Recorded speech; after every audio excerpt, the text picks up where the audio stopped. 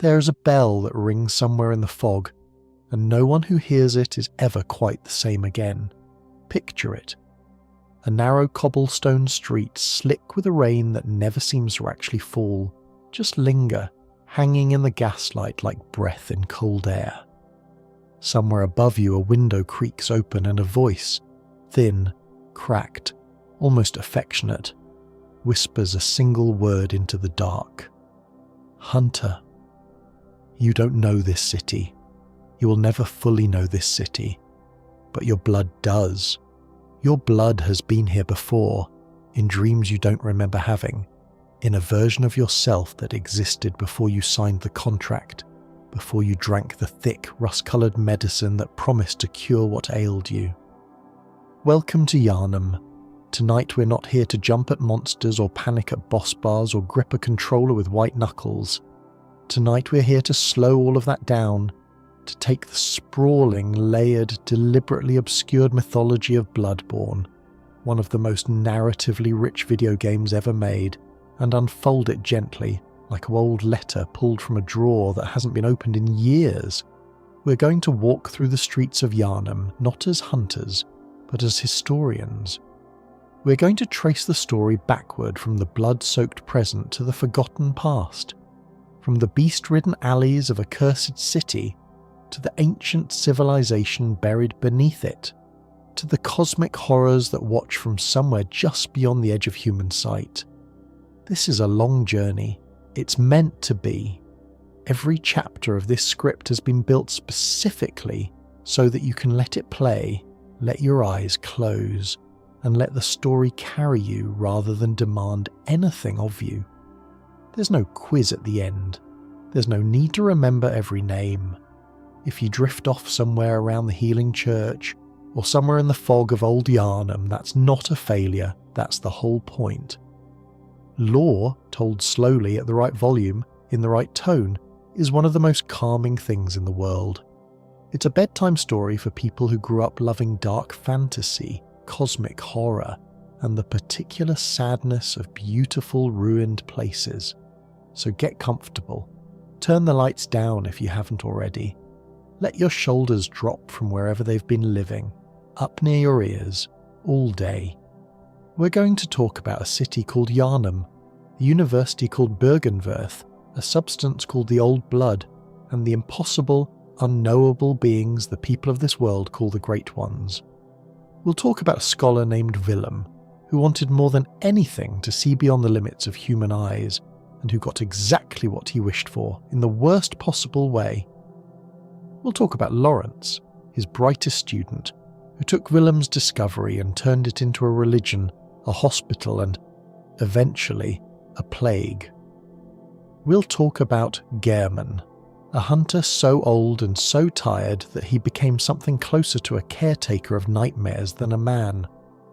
We'll talk about a hunter's moon that hung low and full and red over a city about to lose its mind entirely, and underneath all of it, we'll talk about blood, the substance that heals, the substance that corrupts, the substance that connects a small, isolated city in a world resembling Victorian-era Europe to entities so far beyond human comprehension that simply looking at them for too long can shatter a person's sanity. This is the untold history of Bloodborne. Let it wash over you. Let your mind wander into the fog, and if, somewhere along the way, you fall asleep before we're finished, good. That was always where this story was leading you. Let's begin, gently, at the very bottom of everything, long before Yharnam existed at all. Chapter 1. Before Yharnam, Pthumerian and the Old Labyrinth. Long before the gas lamps of Yharnam ever flickered to life, long before a single hunter drew a single blade, there was another civilization entirely, older, stranger, and buried so deep beneath the earth that most of Yharnam's own citizens never learned it existed at all. This was Pthumerian.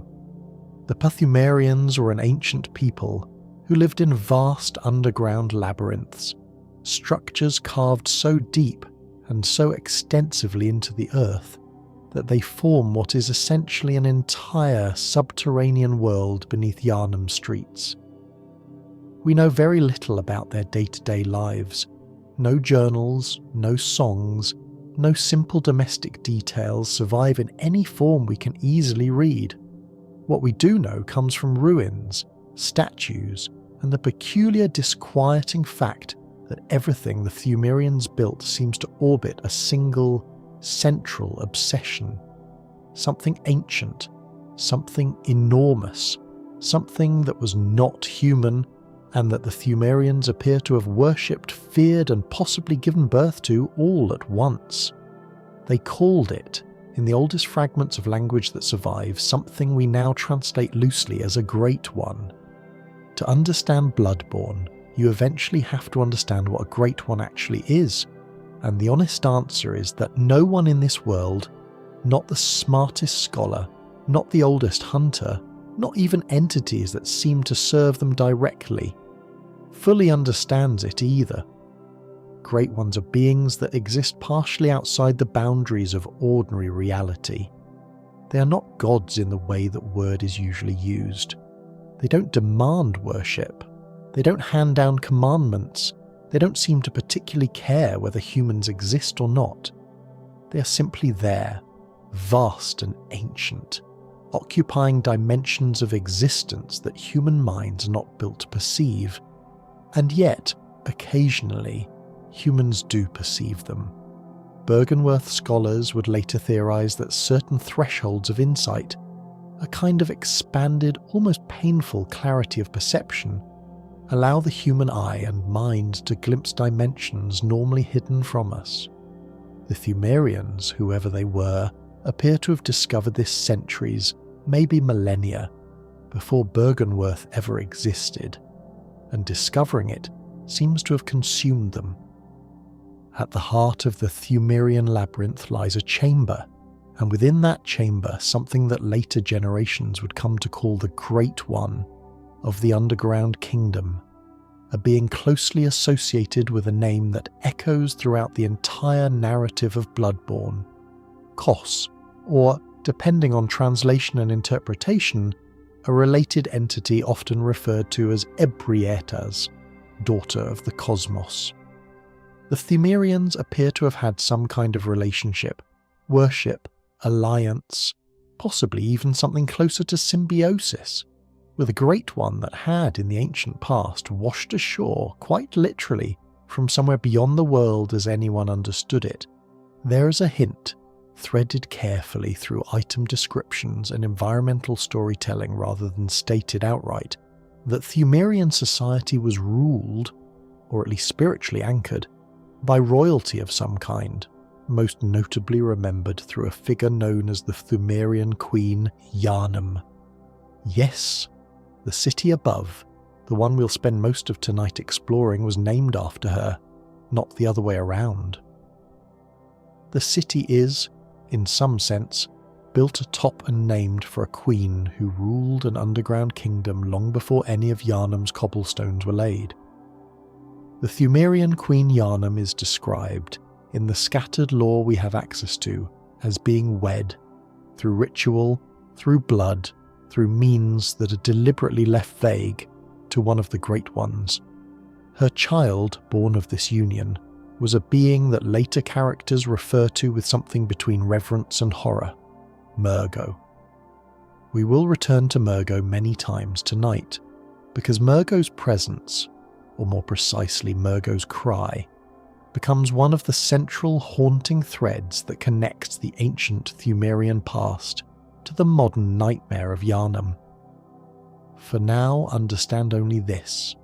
Somewhere in the depths beneath the city, an ancient queen bore a child fathered by something not of this world, and that child's existence would eventually ripple upward through centuries into the dreams and nightmares of an entirely different civilization.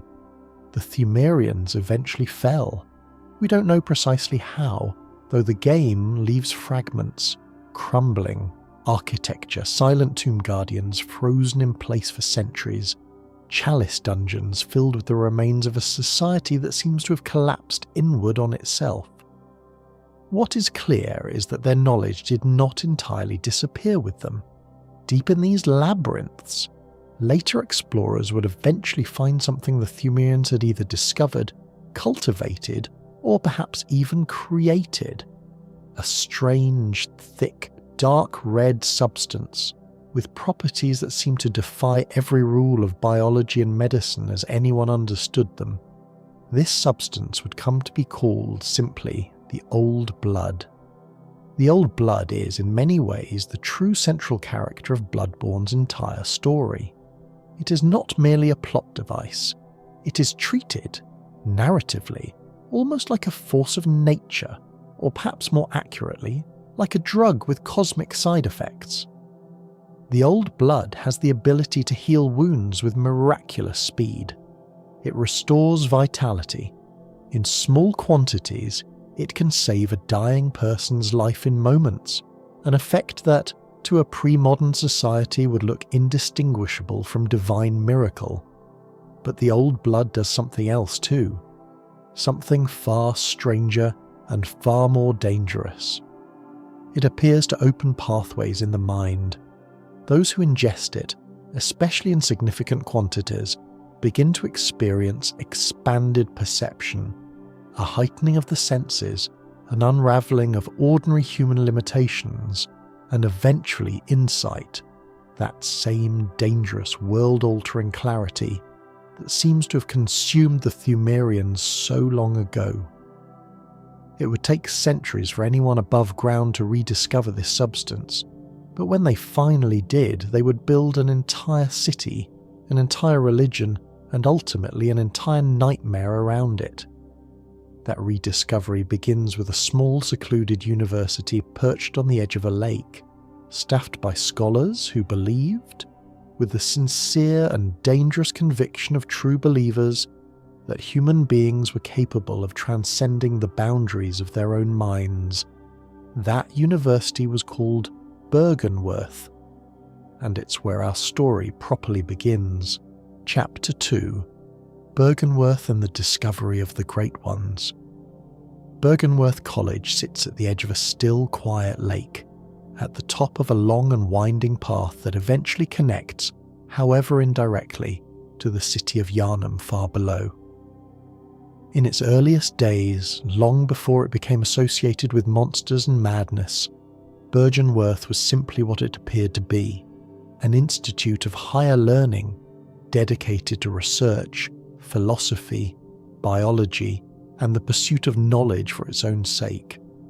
It was led by a man named Willem, a scholar whose name recurs throughout Bloodborne's lore with a kind of reverent weight, spoken by his former students the way one might speak of an old, brilliant, and ultimately tragic mentor.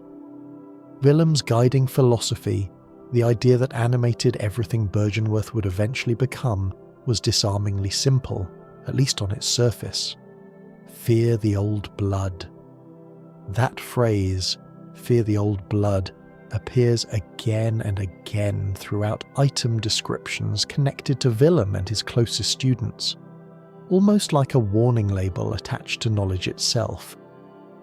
Willem believed that the human eye, the human mind, was capable of perceiving far more than ordinary waking consciousness allowed. He believed there were dimensions of reality, vast, ancient, populated by beings of incomprehensible scale, hidden just beyond the threshold of normal perception. He believed that with the right tools, the right substances, the right rigorous pursuit of what he and his students called insight, the human being could begin to see these hidden layers of existence. He believed this was the highest possible calling of scholarship, not merely to learn what could already be seen, but to expand the very boundaries of what seeing meant, and he was right. That's the tragedy of Willem, and in many ways the tragedy of the entire Bloodborne narrative. He was correct.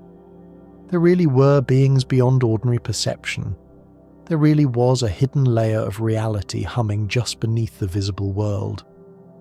Willem's students, digging through the ancient Pthumerian ruins beneath Byrgenwerth's own grounds, because as it turns out, Byrgenwerth was built almost directly atop portions of that ancient underground kingdom, began uncovering exactly the kind of artifacts, substances and knowledge Willem had spent his life theorising about. They found the old blood. They found traces, hints, and eventually direct evidence of the Great Ones, those vast entities the Pthumerians had once worshipped, feared, and perhaps bonded with. And crucially, they found a specific Great One, one that seemed almost trapped, almost approachable, in a way none of the others were, a being that Byrgenwerth scholars would come to call Rom, the vacuous spider. Rom is described both visually and narratively as an enormous spider-like Great One who resides beside a lake, the very same lake at the edge of Byrgenwerth grounds. This is not incidental. Byrgenwerth was not simply built near a convenient lake.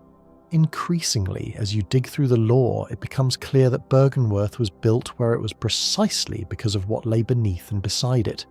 An accessible, almost domesticated Great One, and a labyrinth of ancient ruins packed with the old blood and Pthumerian knowledge. Willem's students, guided by his philosophy of insight through observation, through experimentation, through the deliberate rejection of comfortable human limitation, began experimenting on themselves and on test subjects, combining the old blood with organs and fluids harvested from the Great Ones and Great One adjacent creatures they'd discovered. This is where the Bloodborne mythology begins to fully reveal its true shape. It is not a story about vampires or werewolves or generic gothic monsters, despite how it might initially appear. It is fundamentally a story about the human desire to transcend the limits of the human mind and the catastrophic price of actually succeeding. Willem's obsession with insight was not shared equally by all of his students. This is critical because it's the fault line along which Byrgenwerth would eventually split, a split that would define the entire future of Yharnam. On one side stood Willem himself, along with a small circle who came to be known as the School of Mensis, who believed the pursuit of insight and communion with the Great Ones was worth any cost, worth any risk, because true transcendence, true evolution beyond the limitations of the human body and mind, was the only pursuit worth a scholar's life. On the other side stood a brilliant young student named Lawrence. Lawrence saw the same evidence Willem saw. He witnessed the same old blood, the same glimpses of hidden cosmic truth, the same tantalizing possibility of transcendence. But where Willem's fascination remained essentially academic, cold, patient, endlessly curious, willing to let knowledge unfold on its own terms, even if that meant decades or centuries of careful research, Lawrence saw something else entirely in the old blood. He saw power. He saw the ability to heal the sick, to strengthen the weak, to build something that could reshape an entire society, not just a university. Lawrence didn't want to spend his life quietly cataloguing the boundaries of human perception in a remote lakeside college. He wanted to bring the power of the old blood down from the mountain and give it to an entire city. And so, taking what he and his fellow students had learned at Byrgenwerth, Lawrence left. He descended from Byrgenwerth into the city of Yharnam below, carrying with him the secret of the old blood, and he founded an institution that would change the course of the entire world's history. He founded the Healing Church, Chapter 3, The Schism, Willem, Lawrence, and the Healing Church. It's worth pausing here gently to sit with the shape of this schism, because it echoes through literally everything that follows in Bloodborne's story. Every beast in every alley, every locked door, every desperate, dying NPC whispering half-finished pleas into the dark. This is the original sin of the entire narrative. Two brilliant men, taught by the same teacher, exposed to the same impossible cosmic truths, who chose two fundamentally different paths forward. Willem chose patience, secrecy, and pure inquiry. He wanted knowledge for knowledge's sake, insight for insight's sake, transcendence pursued slowly and carefully, understanding that some doors, once opened, cannot be closed again, and that a wise scholar treats such doors with the deepest possible caution. Willem, later in life, this detail is heartbreaking if you let it be, apparently began to lose his own eyesight. There's a haunting, quiet suggestion throughout the game's lore that Willem never actually achieved the transcendent insight he spent his whole life pursuing. He looked and looked and looked into the hidden layers of the world, and in doing so, he lost the ordinary sight most people take for granted, without ever fully gaining the extraordinary sight he was chasing. He ends the game, if you find him at all, blind and withered, sitting quietly in the ruins of the school he built, waiting, perhaps for insight that never came, perhaps simply for the end. Lawrence chose the opposite path entirely. Application, ambition, and the desire to bring what he'd learned down into the world of ordinary people, whether or not they understood what they were receiving. Lawrence founded the Healing Church in Yharnam with what feels, reading between the lines of the game's careful, indirect storytelling, like genuinely good intentions. Using the properties of the old blood, the church developed medicines and treatments capable of curing diseases, healing wounds, and extending life in ways that would have seemed miraculous, genuinely, sincerely miraculous, to the ordinary citizens of Yharnam. This wasn't a con.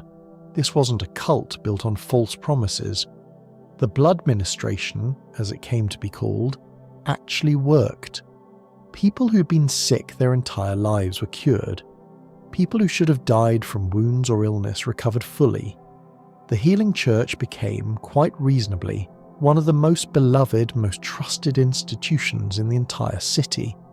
Yharnam itself grew and flourished specifically because of the Healing Church's blood ministration. The city's population, its architecture, its entire civic identity became intertwined with the church and its miraculous medicine. Grand cathedrals were built. Church hunters, the earliest ancestors of the player character's own hunter class, were established, initially not to fight monsters in dark alleys, but to serve as protectors, investigators, and enforcers of the church's growing authority. But, and this is the quiet, patient horror that Bloodborne builds throughout its entire runtime, the old blood was never just medicine. It was never something that could be safely mass-distributed to an entire population without consequence.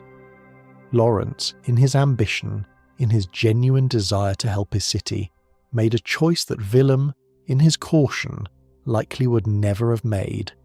He took a substance whose deepest nature was cosmic and threshold-breaking, whose entire discovered purpose at Byrgenwerth had been the expansion of perception into realms beyond human comprehension, and he handed it out in diluted medicinal forms to an entire city's population, most of whom had no idea what they were actually taking. For a while, years, possibly decades, this seemed to work beautifully. The blood cured, the blood healed. Yharnam grew wealthy, healthy, and increasingly devoted to the church that had given them all of this. But blood calls to blood. That's a phrase that echoes throughout Bloodborne's lore, and it captures something essential about how the old blood actually functions. It is not an inert medicine. It is a substance intrinsically tied to the Great Ones, to insight, to the hidden layers of reality that Willem spent his life chasing. The more of it that flowed through Yharnam's population, through transfusions, through medicines, through the increasingly elaborate blood ministration rituals the church developed, the more the city itself, almost as an organism, began to change. People began exhibiting strange symptoms, enhanced senses, a hunger that never seemed to fully resolve. And eventually, this is the detail that transforms Bloodborne from historical religious drama into full-blown cosmic horror. Some of the population began quite literally to transform, not metaphorically, not spiritually, physically. Their bodies began to change, twist, grow, mutate into something no longer fully human. This affliction would come to be known throughout Yharnam simply as the Beast Plague.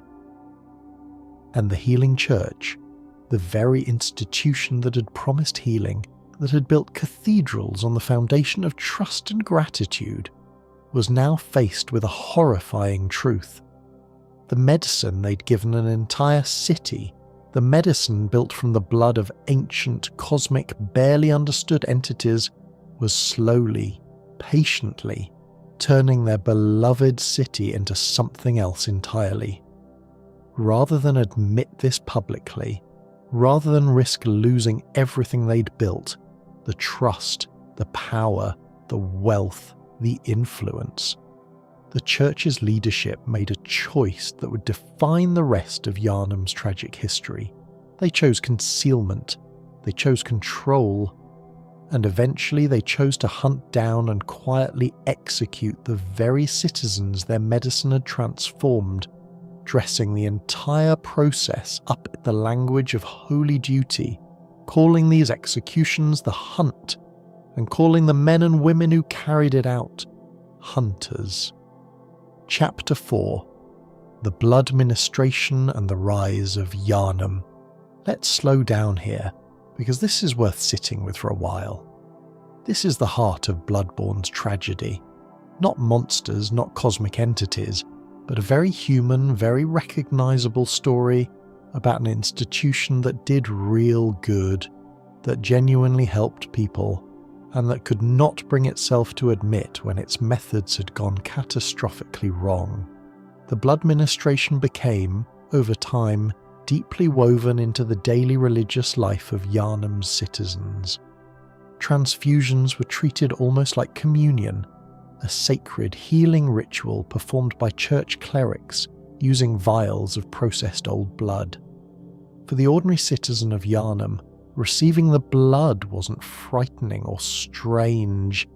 It was comforting. It was what devout, faithful people did to stay healthy, to stay connected to the church, to stay part of a community that had, by every visible measure, made their lives dramatically better than they had been before Lawrence descended from Byrgenwerth with his discovery. Cathedral Ward rose in the centre of the city, an enormous ornate cathedral complex that served as the Healing Church's headquarters, filled with clerics, choir members, and increasingly hunters whose job description was quietly shifting from protector of the faithful to something considerably darker. Grand Cathedral itself became a place of both worship and, hidden in its depths and adjoining structures, experimentation, continuing in secret much of the same research Willem had pioneered at Byrgenwerth, but now with the resources and reach of an entire wealthy city-wide institution behind it. The church split internally, much as Byrgenwerth once had. There were the healers, the ordinary clergy, focused on the medicinal communal aspects of the blood ministration, genuinely trying to help the sick and dying of Yharnam. And then there were the researchers, the scholars, those within the church who, much like Willem before them, remained fascinated by the deeper cosmic implications of what the old blood actually was and where it actually came from. This deeper research arm would eventually splinter off into its own increasingly secretive faction, one we'll spend considerable time with later tonight, known as the Choir. For now, though, picture the city itself. Picture Yharnam as it must have looked in its golden years, before the plague, before the hunt, before any of the horror that the game itself actually depicts. Grand Gothic architecture rising along a hillside, gas lamps glowing warm against the fog, cathedral bells ringing out over rooftops, citizens moving contentedly through streets that felt, for the first time in the city's history, genuinely safe and prosperous. Picture families gathering for evening blood ministrations, trusting completely in the church's promise of health and protection. Picture children growing up never having known a version of Yharnam that wasn't defined by the healing church's quiet, constant, comforting presence. It's important to sit with this image for a moment. The good version of Yharnam, the version that could have continued indefinitely if the deeper cosmic truth of the old blood hadn't slowly, patiently begun asserting itself. Because so much of what makes Bloodborne's story genuinely tragic, rather than simply grim, is this. Nobody set out to destroy this city. Lawrence didn't found the church to create monsters. The citizens who accepted the blood ministration weren't fools or sinners being punished for some transgression. They were simply people who trusted an institution that had, by every observable measure, made their lives better, right up until the moment it didn't.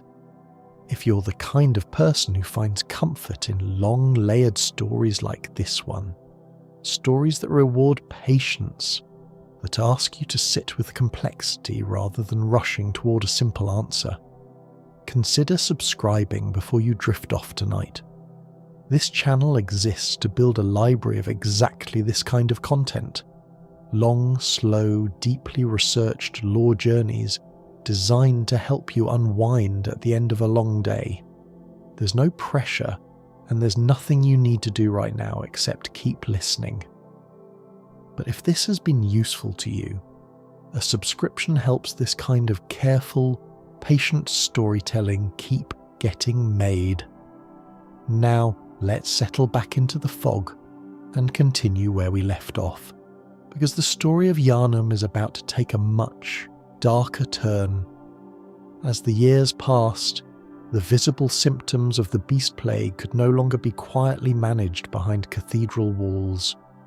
Citizens who had received extensive, prolonged blood transfusions, often those in the poorer, older parts of the city, where the church's earliest and least refined experiments in blood ministration had taken place, began transforming in ways that could not be hidden, could not be explained away, and could not be cured by more blood, because more blood was quite literally the cause. This was most concentrated in a district of the city known as Old Yharnam, the oldest part of the settlement, where the earliest blood ministrations had occurred, where citizens had been receiving transfusions the longest, and where, consequently, the beast plague hit hardest and first. Old Yharnam would eventually become the site of one of the most quietly devastating events in the entire Bloodborne timeline.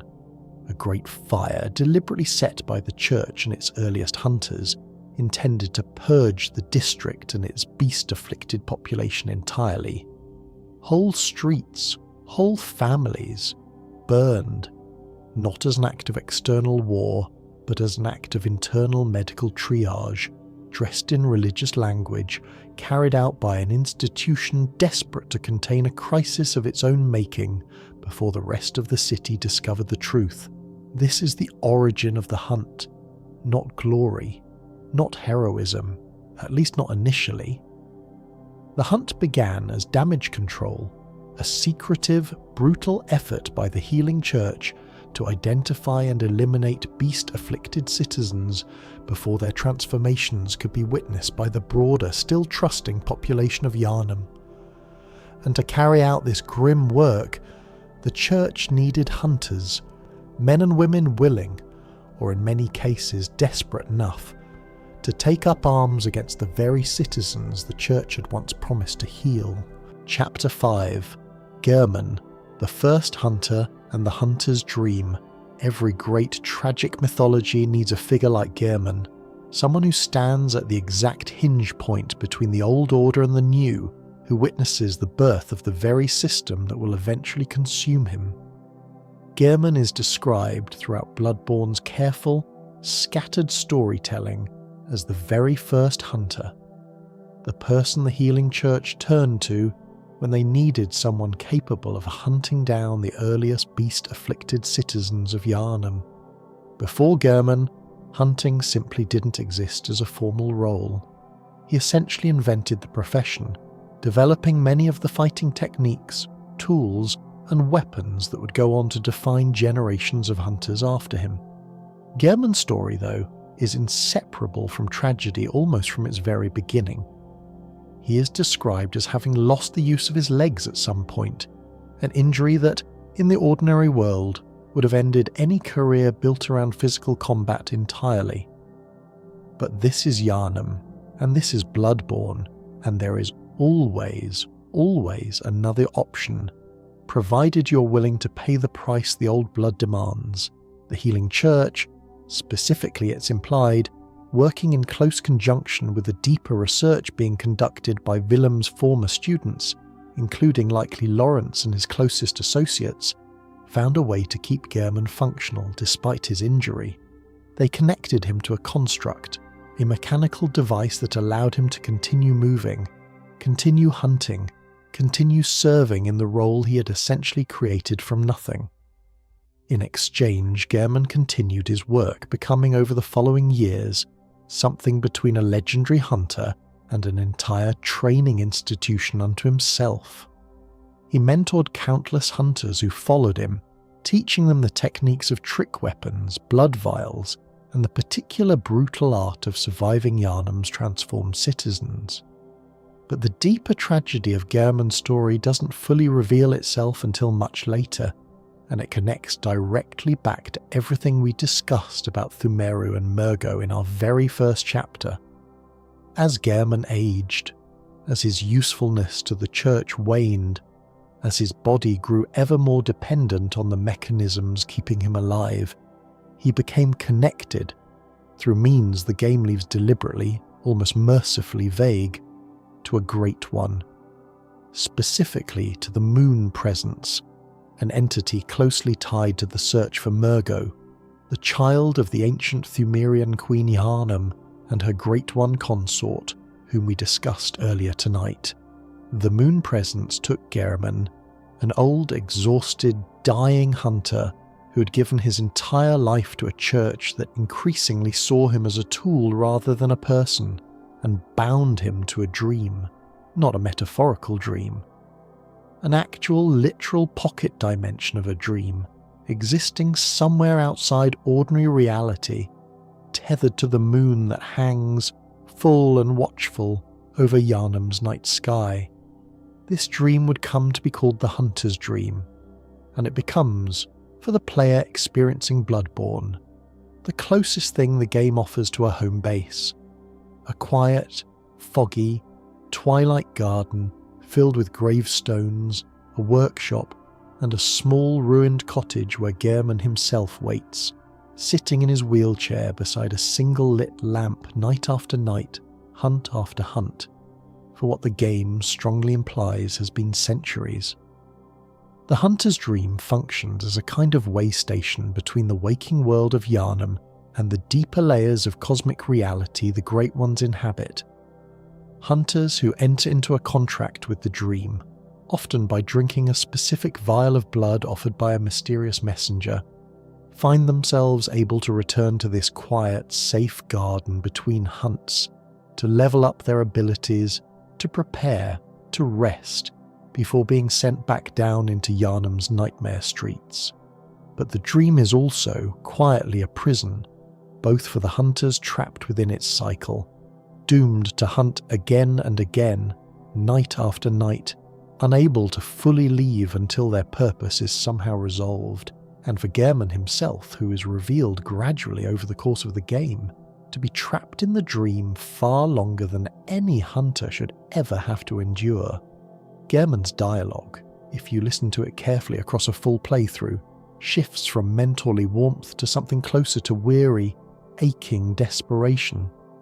He begs the player, eventually quite directly, to end the dream, to kill him so that he can finally truly rest rather than continuing to serve endlessly as the caretaker of a nightmare that isn't even fully his own anymore.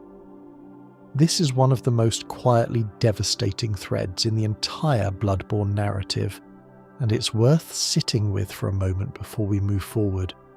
An old man, the the first of his kind, who gave his body, then his freedom, then centuries of his existence to an institution and a cosmic entity that no longer particularly cares whether he lives or dies, still sitting patiently in a garden every single night, waiting for hunters to arrive, guiding them, arming them, sending them out to face the same horrors he faced himself, decades or centuries earlier. The full picture of why Gehrman remains bound to the dream connects to Mergo, a thread we'll return to properly once we've walked through the actual events of the night of the hunt, the single evening in which the entire fragile order of Yharnam finally catastrophically collapses. Chapter 6. The night of the hunt, Yharnam's fall. Every year, or so the implication throughout the game suggests, though the exact timing is left deliberately hazy, the way memory of trauma often is, the city of Yharnam experiences what its citizens have come to call a hunt. A single night, tied to the lunar cycle, during which the number of beast-afflicted citizens spikes dramatically, and hunters are called upon to move through the city's streets, alleys, and cathedrals, putting down the transformed before they can harm the still human population by the time the game's actual events take place. The specific night the player character, an unnamed traveller, arrives in Yharnam seeking a cure for an unspecified illness and undergoes their own first blood transfusion. This system has become deeply, catastrophically overwhelmed. What was once a manageable, if grim, annual ritual has become something closer to a full-scale collapse of civic order. The hunt referenced throughout the game's actual playable events is worse than any that came before it. Beasts everywhere, citizens barricading themselves indoors, church hunters and mobs of ordinary townsfolk alike descending into paranoid, violent chaos. Several things are happening simultaneously on this particular night, and part of what makes Bloodborne's storytelling so effective, even in its deliberate obscurity, is how these threads all converge at once, without ever being explicitly, didactically explained to the player. First, the beast plague itself has reached a tipping point.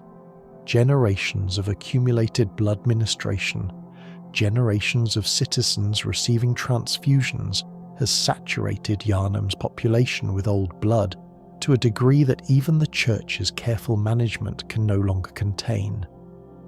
Beasts are appearing not just in Old Yharnam, the original epicenter of the plague, but throughout the entire city, in the wealthy cathedral ward, in central Yharnam's markets and homes, everywhere the blood ministration has touched, which is to say, essentially everywhere.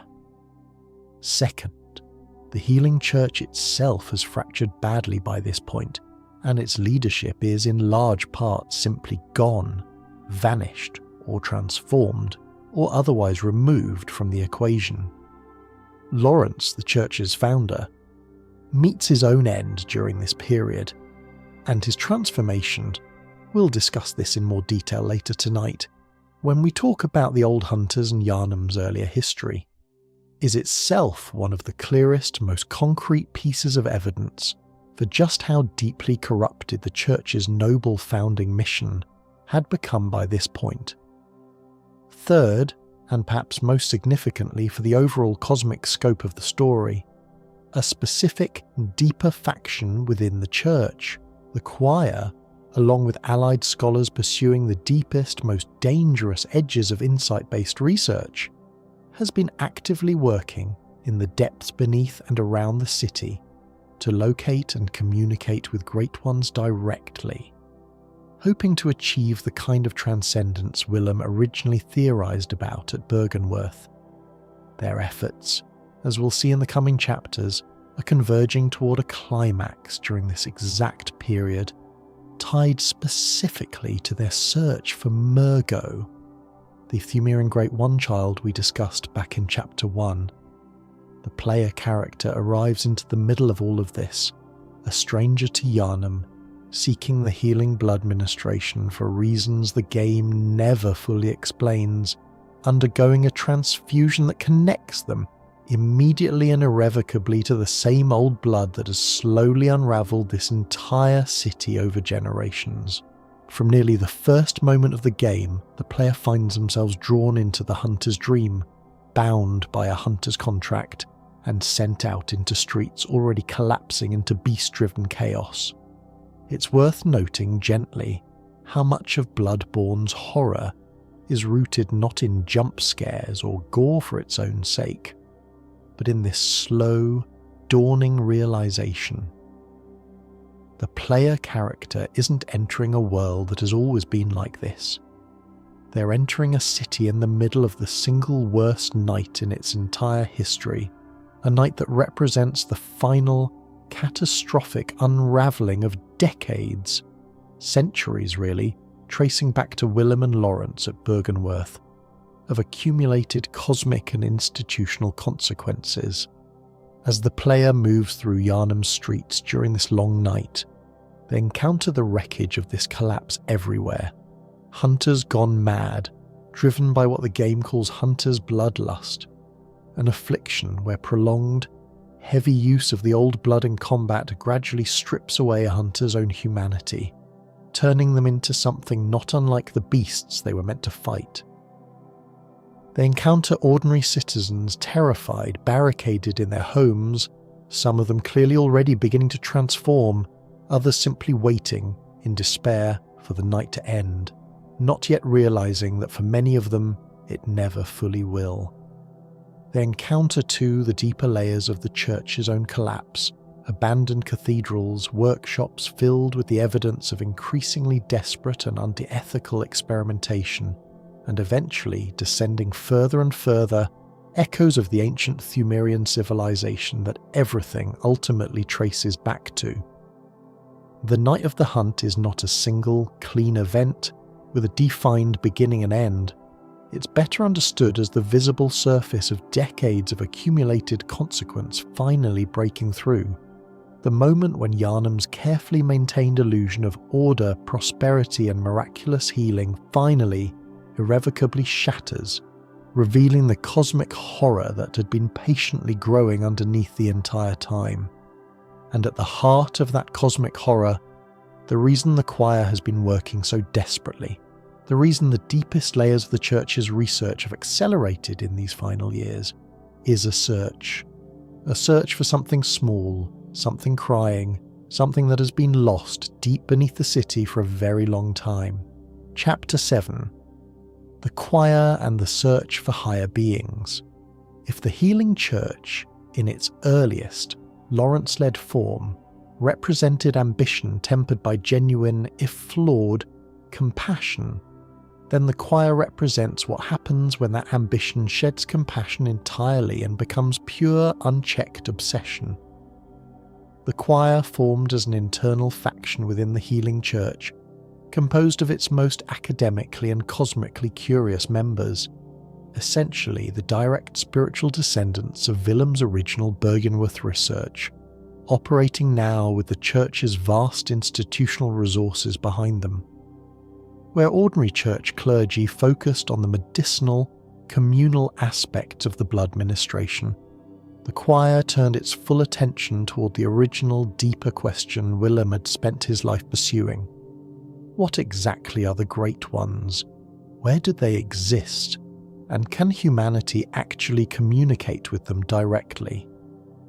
The choir's headquarters and primary research facility can be found within the game's geography, in an enormous structure known as the Nightmare of Mensis, though this location is itself deeply strange, existing partially outside ordinary space in ways that mirror the hunter's dream. This isn't incidental. It reflects something crucial about how deep the choir's research had actually progressed by the time of the game's events. They were no longer simply studying Great Ones from a safe academic distance. They had found ways to partially enter their dimension, to construct or access dreamlike spaces adjacent to the Great One's own existence, and to attempt direct communication. Their most significant discovery, and the one that drives much of the choir's activity throughout the later stages of Bloodborne's story, was the identification of a Great One they came to call, in the fragmented terminology the game provides, Ebritas, Daughter of the Cosmos, a being closely tied to the ancient Great One the Pthumerians had worshipped in the depths of their labyrinth, the same lineage connected to Kos, whom we'll spend considerable time discussing in a later chapter tonight. Ebritas appears within the geography of the game in the depths of the choir's own research facility, seemingly having been drawn there, summoned, or perhaps simply following some ancient, patient instinct connected to the very blood the choir has been studying. The choir's ultimate ambition, though, the thing driving their most dangerous, most ethically catastrophic research, connects directly back to Mergo, the lost Great One child of the ancient Pthumerian Queen Yharnam. Somewhere along the way, the choir became convinced that Mergo could be found, contacted, or perhaps even summoned into a form accessible to human researchers, and in pursuit of this goal, they undertook one of the most disturbing experiments implied anywhere in Bloodborne's already deeply unsettling lore. They began kidnapping infants from the city of Yharnam. The implication, pieced together through item descriptions, environmental storytelling, and the deeply upsetting imagery found throughout the Nightmare of Mensis, cages, small personal belongings, evidence of a nursery-like structure repurposed for research, is that the choir believed a human infant could somehow serve as a vessel, a conduit, or a lure capable of drawing Mergo's presence into a form they could study, communicate with, or perhaps even control. This is where the choir's story intersects most directly and most tragically with a figure named Mensis, a scholar and eventually the leader of this splinter faction, whose name would come to define the entire nightmare realm they eventually created. Mensis, along with his closest associates, ultimately succeeded, in a horrifying, twisted way, in establishing a connection to a Great One, though not necessarily the one, or in the way they had originally intended. Deep in the Nightmare of Mensis, players eventually encounter the culmination of the choir's research, an entity the game calls the One Reborn, a grotesque amalgamation of countless human bodies fused together, apparently an attempt, however botched and horrifying, to create a vessel capable of housing or channeling a Great One's presence. It stands as perhaps the single clearest piece of evidence for exactly how far the choir was willing to go, how completely they had abandoned any ethical restraint in pursuit of cosmic communion. And beneath, or alongside all of this, research, the choir's deepest and most closely guarded secret, finally comes into view. They succeeded, at least partially, in locating something connected to Mergo, deep within Yharnam's own geography, beneath the Grand Cathedral itself, in a location connected to Lawrence's original earliest research, lies Mergo's Nightmare, a realm accessible only through the deepest layers of dream logic the game employs, containing, at its very heart, a small dark room, and within that room something crying. The cry of Mergo becomes, across the entire back half of Bloodborne's story, one of its most haunting recurring motifs. NPCs throughout the game reference a baby's cry echoing from somewhere deep beneath the city, a cry that seems to affect certain characters powerfully, painfully, drawing them toward it, almost against their will. This is the search the entire choir has been organising itself around. The ancient lost child of the Pthumerian Queen Yharnam and her Great One consort, still crying, still calling, somewhere in the depths, centuries after the civilization that birthed the child collapsed entirely. The choir, in the end, never achieves the transcendence they were seeking. Their experiments produce horror rather than communion, monstrous amalgamations rather than genuine contact with the cosmic beings they hope to understand. But their research, their kidnapping, their relentless, unethical pursuit of insight at any cost, becomes directly responsible for one of the final, climactic threads of Bloodborne's story, one that connects back, in a way that feels almost unbearably sad once you piece it together, to Gehrman himself and to the true nature of the hunter's dream he's been trapped within for so long. But before we can fully understand that connection, we need to talk about Rom, the vacuous spider, the great one whose presence at Byrgenwerth's lake we touched on earlier, and whose role in the story becomes considerably more significant and considerably sadder than it first appears. Chapter 8, Rom, the Nightmare Frontier and the Descent. Let's return for a moment to Byrgenwerth, to that quiet, secluded lake at the edge of the university grounds, where Willem's students first began uncovering the deepest secrets of the Old Blood and the Great Ones. Rom, the vacuous spider, is one of the most visually striking and narratively significant Great Ones in the entire game, and understanding Rom's true role requires us to think differently than we might initially assume about what a boss in this story actually represents. Rom isn't simply an obstacle. Rom is, in a very real sense, a gatekeeper, a being whose presence actively conceals certain truths, certain deeper layers of Yharnam's cosmic reality, from anyone not yet prepared, or perhaps not yet worthy of perceiving them. Throughout much of the game, Yharnam's night sky is obscured by a persistent, unnatural fog, one that item descriptions and environmental details strongly suggest is not ordinary weather, but rather a kind of veil, deliberately or instinctively maintained by Rom's presence, concealing the full, true nature of the sky above the city. Once Rom is finally defeated, deep within the ruins of Byrgenwerth itself, something remarkable and deeply unsettling happens. The sky changes, the fog lifts, and in its place, players witness what can only be described as a nightmarish, impossible sky.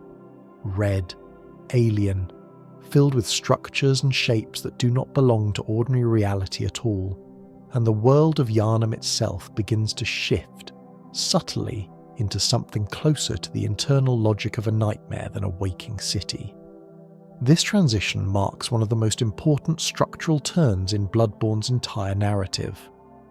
The real city of Yharnam, however horrifying it already was, gives way to something the game refers to explicitly as the Nightmare Frontier, and eventually the deeper nightmare of Mensis, realms that exist and not in ordinary physical space, but within the dream logic dimension the Great Ones and their most devoted, most transformed followers inhabit.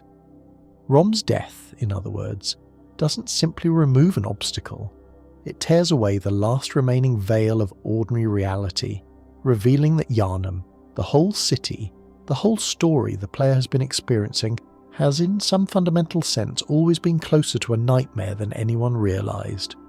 This is echoed, quietly and devastatingly, in item descriptions connected to Rom, which suggest that the vacuous spider was once perhaps a human woman, a scholar, possibly one of Willem's own students, who pursued insight so deeply, so relentlessly, that she was ultimately transformed entirely, becoming something no longer human at all, in her desperate quest to touch the cosmic truths Willem had spent his whole life theorizing about. If this reading is correct, and the game leaves it as exactly that, a reading, an interpretation, rather than a stated fact, then Rom represents perhaps the single clearest, saddest embodiment of Byrgenwerth's entire founding philosophy, taken to its ultimate, horrifying conclusion.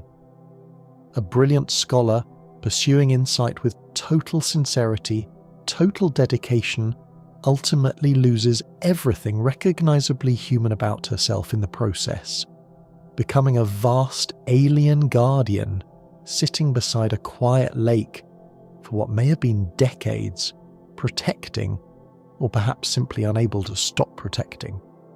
The veil that keeps the rest of the world from seeing what she herself has already seen. This connects thematically to everything Bloodborne has been quietly building throughout its entire runtime. Insight is not free.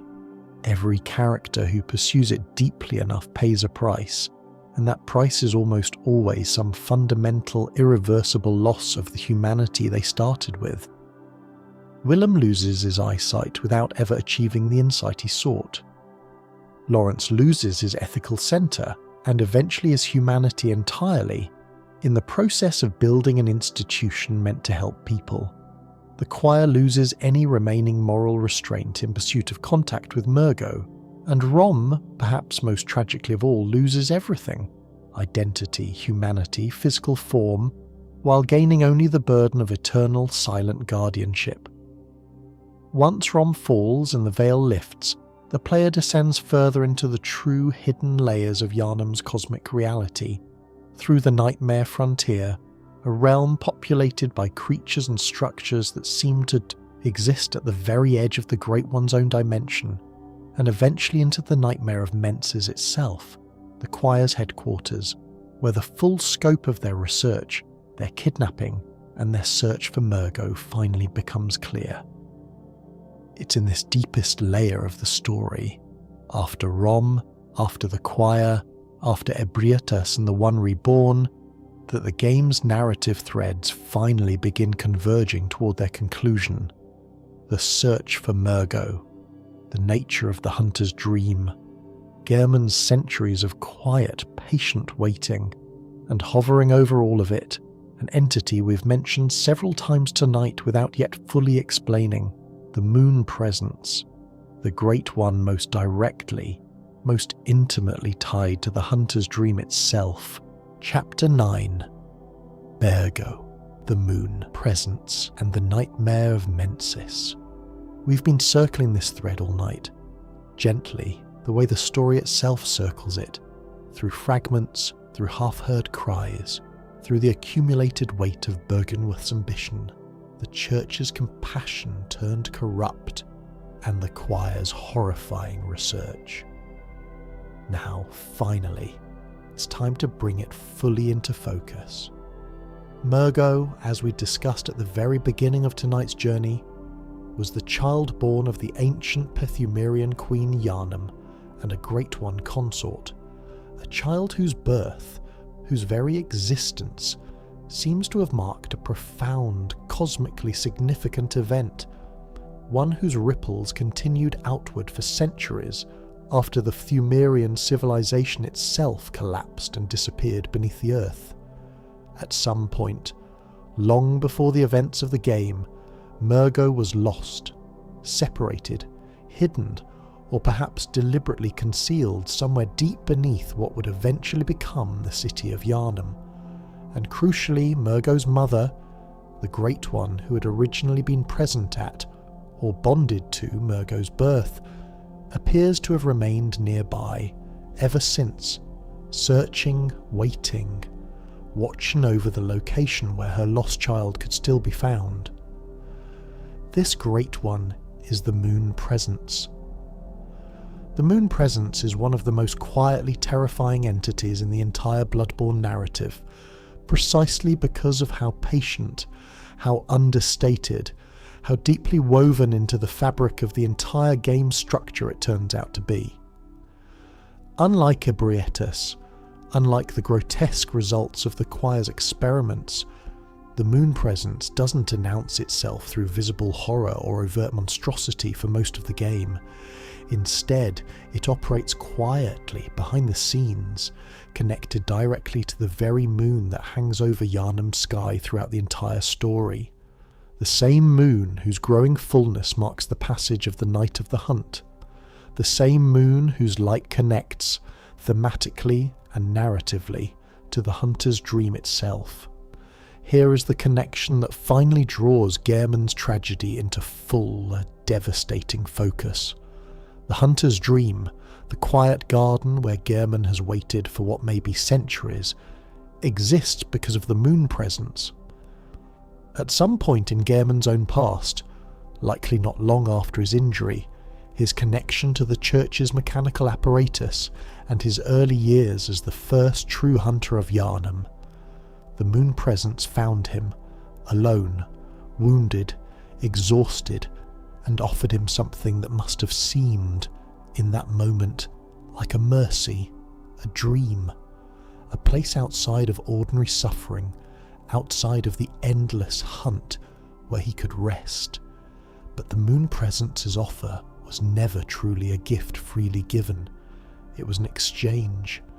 In binding Gehrman to the dream, the moon presence gained a caretaker, someone to maintain the dream, to guide new hunters into its structure, to send them out night after night, hunt after hunt, in service of a search the moon presence has been conducting patiently for centuries. The search for Mergo, her lost child, somewhere in the depths beneath Yharnam. Every hunter who enters the dream, in other words, every player who's ever picked up a controller and stepped into Gehrman's quiet, foggy garden, has in some sense become an unwitting participant in an ancient, grieving Great One's search for her missing child. The hunts, the beasts, the entire structure of church-sanctioned violence throughout Yharnam's history exist within a larger cosmic frame that most of the human participants, hunters, clergy, ordinary citizens, never fully understand. They are pieces in a search being conducted by something far older, far larger, and far more patient than any of them could ever fully comprehend. The tragedy deepens further once you understand what happens within the nightmare of Mensis once the player finally actually locates Mergo. Deep within the choir's headquarters, following the sound of a baby's cry that has echoed throughout so much of the game's back half, the player eventually reaches a chamber containing something the moon presence has been searching for in some form for what may be centuries, though the game, characteristically, leaves the precise physical nature of what's found deliberately obscured, wrapped in dream logic and cosmic ambiguity rather than presented as a simple, concrete answer. What matters narratively and emotionally is what happens next. The moon presence, upon the player's proximity to Mergo, finally reveals itself directly, manifesting as the game's true final adversary, not Gehrman, though Gehrman is, tragically, forced into one final confrontation with the player shortly before this moment, a confrontation that the game frames with an aching deliberate sadness rather than triumph. Gehrman's final battle against the player is not a villain's last stand. It's closer to an act of mercy, twisted through centuries of cosmic manipulation. In some interpretations, supported by dialogue throughout the game, Gehrman attempts to end the dream and the player's hunt before the moon presence can claim the player as its next caretaker, the way it once claimed him. He fights not out of malice, but out of a desperate, weary hope that he can finally break the cycle, for himself and for whoever comes after him. Depending on the choices made throughout a full playthrough, the story can resolve in several different ways, a detail we'll spend proper time on in our final chapter tonight when we discuss Bloodborne's multiple endings. But regardless of the specific ending achieved, the core emotional truth remains consistent. Gehrman's story is one of an old, tired man bound by centuries of service to a grieving cosmic entity's endless search, finally, achingly close to some form of rest or release, right at the very end of the story. Chapter 10: The Old Hunters. Before we move toward the deepest oceanic horrors of Bloodborne's world, and before we bring everything together in our final chapter, it's worth spending time with a piece of the story that exists slightly outside the main narrative but which deepens nearly everything we've discussed tonight: the history of the Old Hunters, and specifically the tragic figure of Ludwig. Ludwig is remembered throughout Yharnam's hunter community as one of the very first, very greatest hunters the Healing Church ever produced. Second, perhaps, only to Gehrman himself in terms of legendary status. Ludwig led the Church's earliest, most organised hunts, commanding what came to be known as the Powder Kegs, and later an elite group of holy knights and hunters dedicated to protecting Yharnam from the earliest manifestations of the Beast Plague. Ludwig's tragedy mirrors in many ways the broader tragedy of the entire Healing Church, a figure motivated by genuine, sincere devotion to protecting the innocent, who is ultimately consumed by the very substance he dedicates his life to fighting against.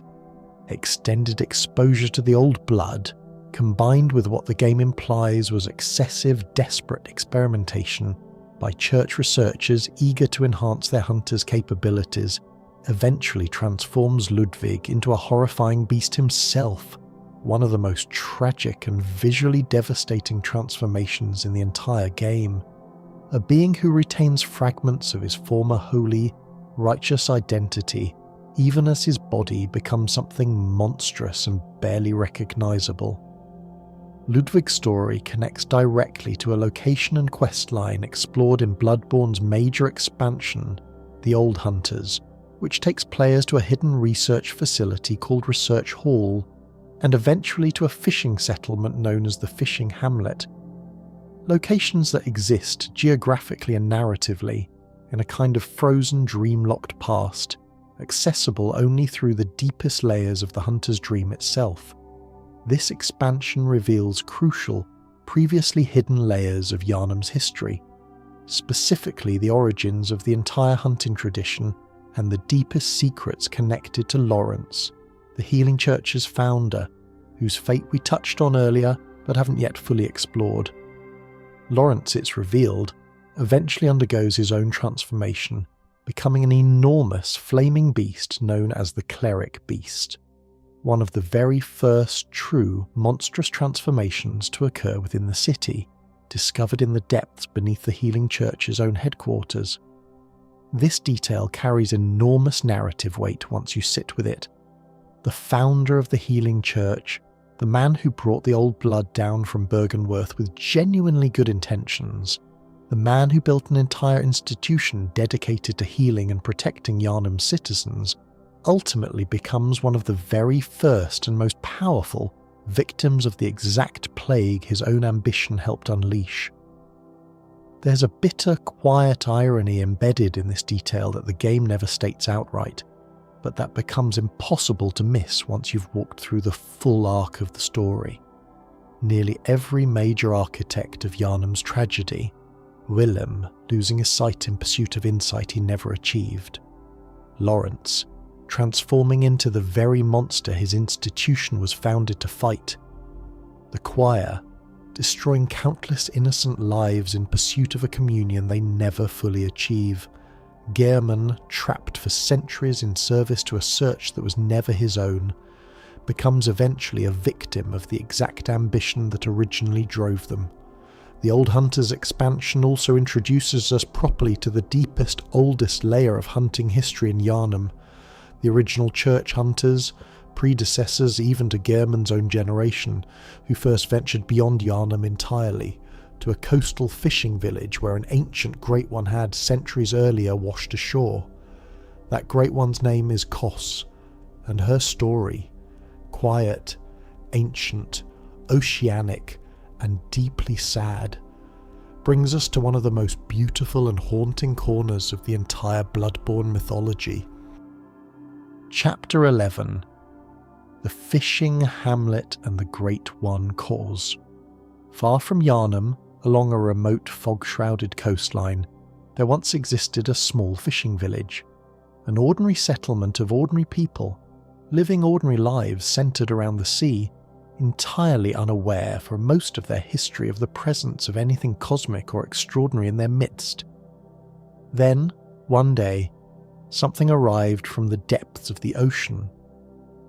A great one, ancient beyond any human measure of time, appears to have simply washed ashore near this village, dead or dying, or perhaps existing in some state that human language struggles to accurately capture. The villagers called her Koz, though it's worth noting that the game leaves even this name somewhat uncertain, referring to her alternately as Kos or Cosm, suggesting perhaps that even the villagers themselves weren't entirely certain what they were looking at or what to call it. What's extraordinary and quietly beautiful about the fishing hamlet story, compared to nearly everything else we've discussed tonight, is the relative absence of exploitation, at least initially. Unlike Byrgenwerth's calculated research, unlike the healing church's mass-produced blood ministration, unlike the choir's horrifying experiments, the fishing hamlet's relationship with Koz, in its earliest form, appears to have been something closer to simple, awed reverence. An ordinary fishing community, encountering something vast and incomprehensible, and choosing initially simply to honour it, to build their lives quietly around its presence, rather than immediately attempting to dissect, harvest, or exploit it. This didn't last.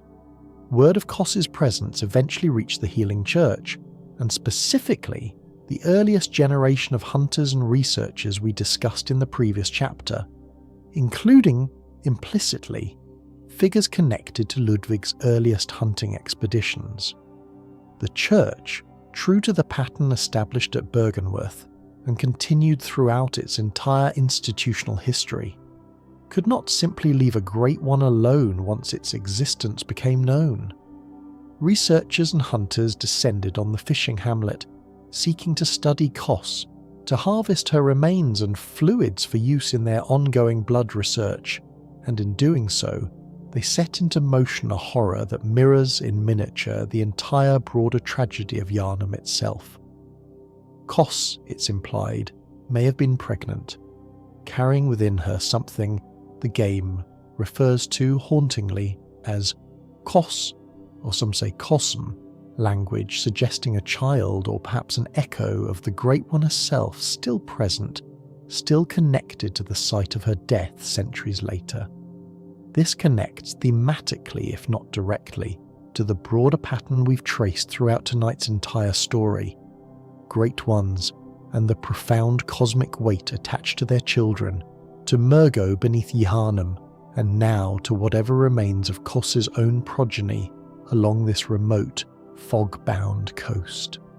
The fishing hamlet, by the time players actually explore it within the Old Hunters expansion, exists as a frozen, dream-locked ruin, a village whose entire population appears to have been transformed, corrupted, or driven into violent madness by their exposure to Kos's remains and blood, existing now within the deepest layers of the Hunter's Dream itself, a kind of eternal, nightmarish echo of whatever true historical tragedy occurred there, centuries before the main events of the game. It's worth noting gently how the fishing hamlet functions almost as a quiet, condensed retelling of Bloodborne's entire larger narrative, an ordinary community, encountering something vast and cosmic, initially with reverence, ultimately consumed and destroyed by outside forces, namely the healing church's inability to simply leave sacred, dangerous knowledge alone, that arrive seeking power, healing, and insight, and leave behind nothing but ruin, madness, and eternal, dream-locked suffering. This pattern, reverence corrupted by extraction, wonder corrupted by exploitation, echoes throughout literally every layer of Bloodborne's mythology, from Pthumeru's ancient relationship with their own Great One, through Byrgenwerth's discovery of insight, through the healing church's blood ministration, through the choir's search for Mergo, all the way out to this remote, sea-battered village, and its own tragic encounter with Kos. It's one of the quietest, most consistent thematic threads in the entire game, and it's part of what makes Bloodborne's horror feel less like simple monster movie shock, and more like a genuinely mournful meditation on the cost of humanity's endless hunger for more knowledge, more power, more insight, more life, regardless of what or who gets destroyed along the way. Chapter 12: Endings, Theories, and the Endless Cycle. We've walked a long way together tonight, from the ancient buried kingdom of Pthumerian up through Byrgenwerth's fateful discovery, down into the healing church's tragic, well-intentioned corruption, through the choir's horrifying search for Mergo, out to the quiet, ruined fishing hamlet and its own encounter with Kos. Now, gently, let's bring all of these threads together and talk about how Bloodborne's story actually resolves, or more accurately, how it offers several different possible resolutions, none of which fully escape the tragic, cyclical shape the entire narrative has been building toward. At the very end of the game, having journeyed through Yharnam's collapse, through Rom's Vale, through the nightmare of Menses, and having finally located Mergo deep within the choir's headquarters, the player is drawn into one final confrontation, first against Gehrman himself, and then, depending on the player's choices, potentially against the moon presence directly. There are, broadly speaking, 3 possible conclusions to Bloodborne's story, and each one offers a different, quietly devastating meditation on the themes we've traced throughout this entire journey. In what's often considered the standard ending, the player, having defeated Gehrman in their final confrontation, is offered a choice by the moon presence to become the new caretaker of the hunter's dream, taking Gehrman's place, sitting in that same quiet garden, tending to future hunters, waiting indefinitely for whatever the moon presence's continued search requires. If the player accepts or fails to actively refuse this fate, the game ends with the player character now occupying Gehrman's old chair, the cycle continuing unbroken, with a new caretaker in the old one's place. It's a quietly devastating ending precisely because of how understated it is. No dramatic final battle, no explosive confrontation, just a slow, foggy transition from hunter to caretaker, from participant to prisoner, echoing Gehrman's own fate exactly. In the game's true ending, achievable through a specific, carefully hidden sequence of choices throughout the playthrough, the player instead chooses to end the dream entirely, and in doing so encounters the moon presence directly, engaging in one final cosmic battle against the entity that has been quietly orchestrating the entire hunt from behind the scenes. If the player succeeds, something remarkable and strange occurs.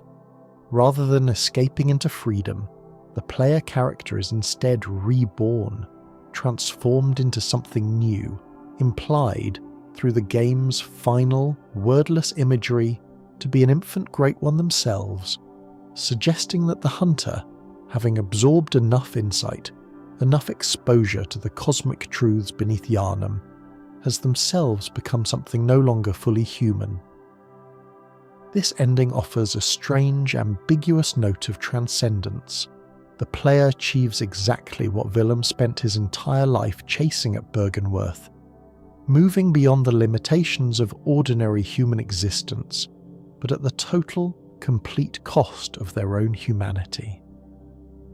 And in the game's third bad ending, achieved simply by proceeding through the story without fulfilling the specific requirements of the other paths, the player defeats Gehrman, but rather than confronting the moon presence or accepting the role of caretaker, is instead consumed entirely by the moon presence itself.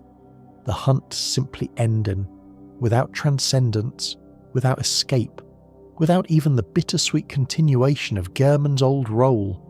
Just an ending, quiet and final, the moon presence's search continuing on, unresolved, into whatever comes next. None of these endings offer anything resembling a simple, triumphant victory. This is, in many ways, the whole point of Bloodborne's storytelling philosophy, a philosophy that traces all the way back to Willem's original warning, whispered quietly through item descriptions throughout the entire game: fear the old blood. Every character who reaches too far, who pursues insight or power or transcendence without fully understanding the cost, ultimately pays for that reacher in some form, through loss of sight, loss of humanity, loss of freedom, or loss of self entirely. There's a broader theory, popular among Bloodborne's dedicated community of lore researchers, that the entire story we've walked through tonight is, in some sense, cyclical. The hunts have occurred before, that hunters have been consumed by the dream before, that Gehrman himself may not have been the first caretaker, and that the player character, regardless of which ending is achieved, is simply the latest iteration of a pattern that has been repeating quietly for far longer than anyone within the story fully understands.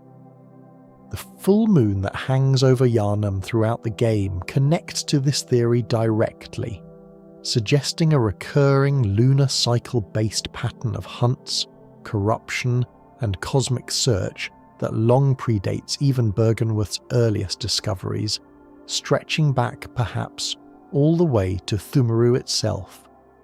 This cyclical quality is, in its own way, deeply comforting to sit with, even though the story itself is anything but comforting on its surface.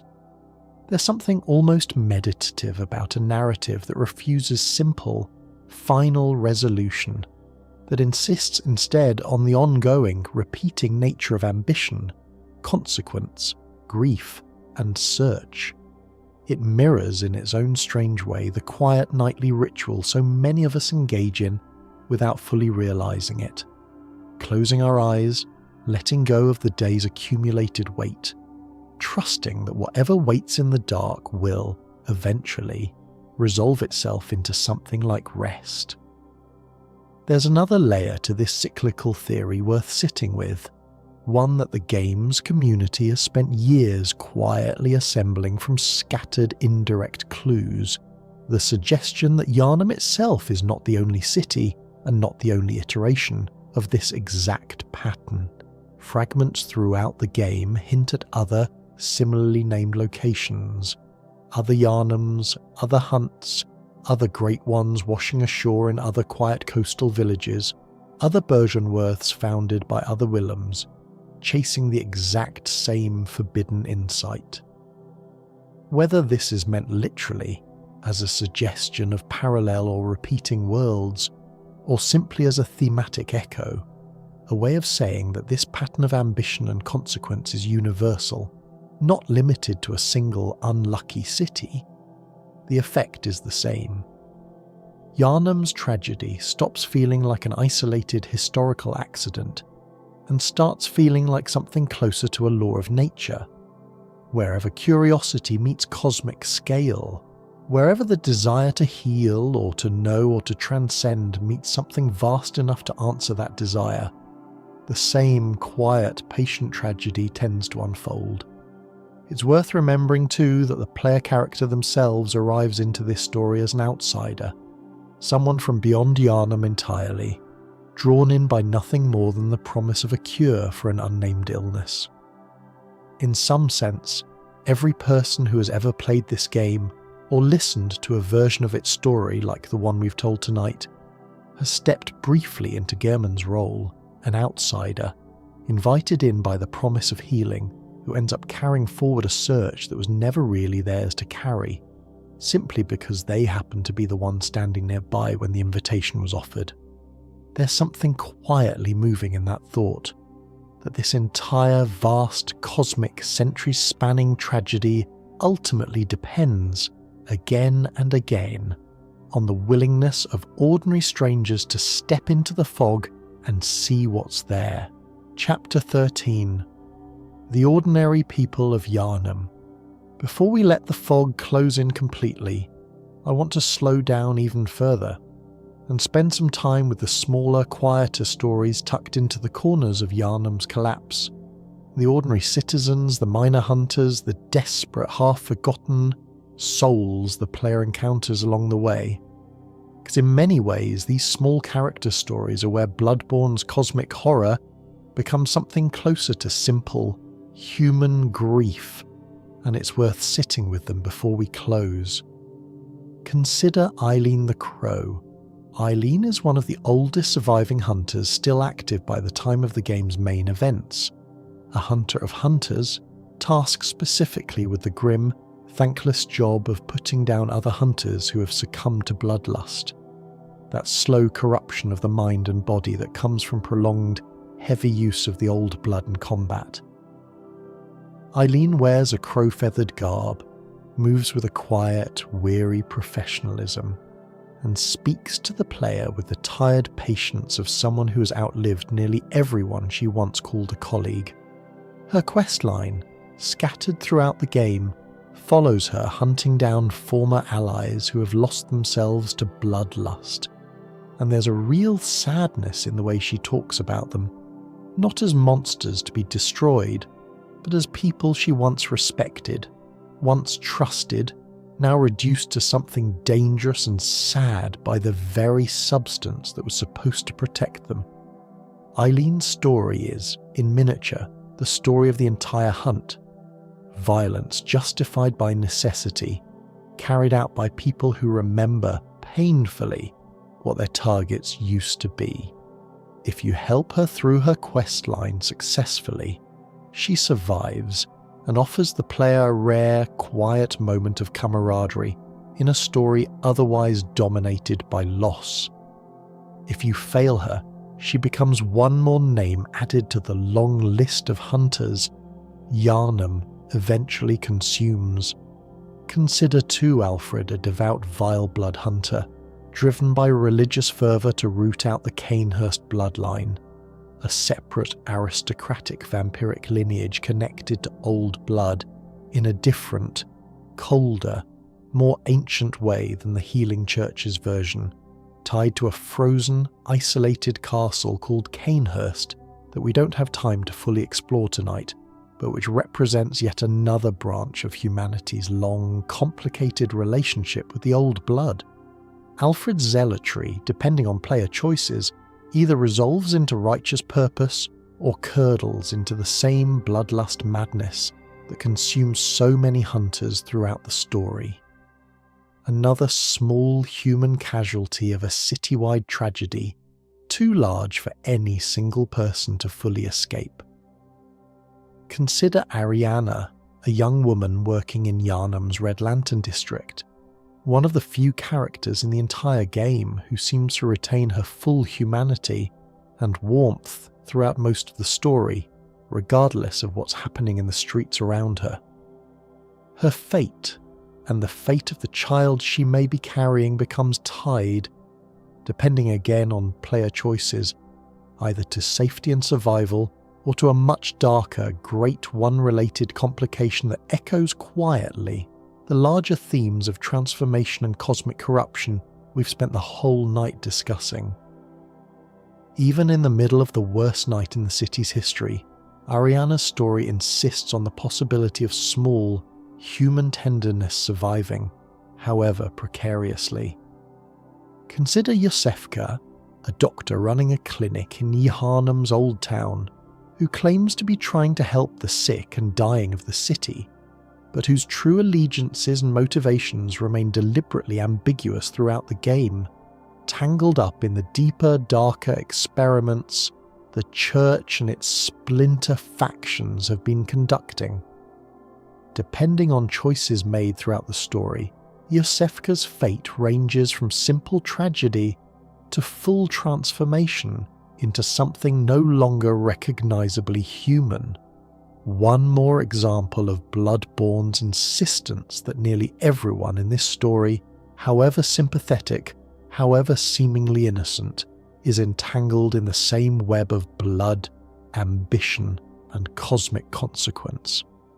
And consider the small, nameless townsfolk scattered throughout Yharnam streets, the ones who beg the player for help, who curse the church from behind locked doors, who have already lost family members to the beast plague and are simply waiting, in growing despair, for the night to end. These characters rarely get names, rarely get resolved quest lines, rarely get anything resembling a happy ending, but their presence throughout the game is what keeps Bloodborne's cosmic horror grounded in something recognisably, achingly human.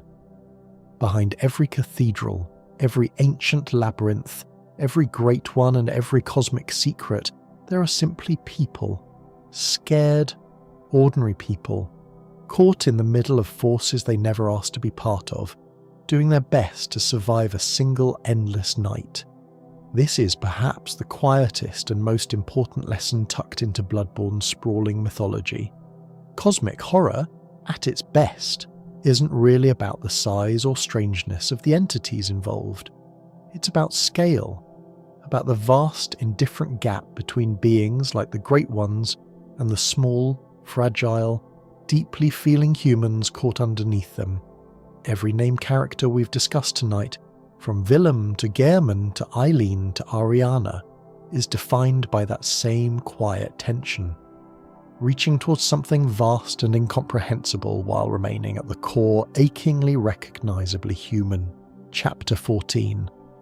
The Powder Kegs, Cainhurst, and the Forgotten Factions.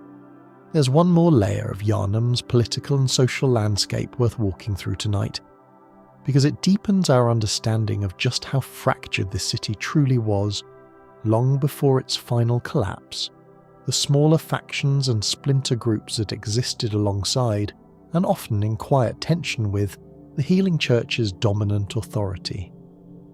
The Powder Kegs, first assembled and led by Ludwig during the earliest, most organised phase of Yharnam's hunts, represent a very different philosophy of survival than the Church's blood-based approach. Rather than relying purely on trick weapons, blood vials, and the Old Blood's own strange properties, the Powder Kegs specialised in gunpowder-based weaponry, cannons, explosives, and firearms designed to give ordinary hunters a fighting chance against beasts far stronger and faster than any unaugmented human. There's something almost refreshingly practical about the Powder Kegs, tucked into a story otherwise dominated by cosmic ambition and religious fervour.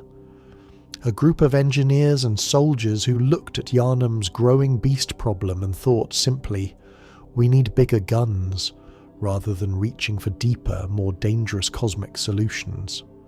Jura, one of the last remaining Powder Kegs the player encounters, stationed in the burned ruins of old Yharnam, embodies this same weary, grounded practicality, tinged with a very human grief. Jura refuses, for much of his questline, to fight the player, because he no longer believes the beasts of old Yharnam deserve to be hunted at all. He sees them correctly as victims of the Church's negligence and cruelty, citizens who never asked to be transformed, and he's grown tired of being asked to kill people he still, on some level, recognises as his neighbours. It's one of the more quietly radical character moments in the entire game.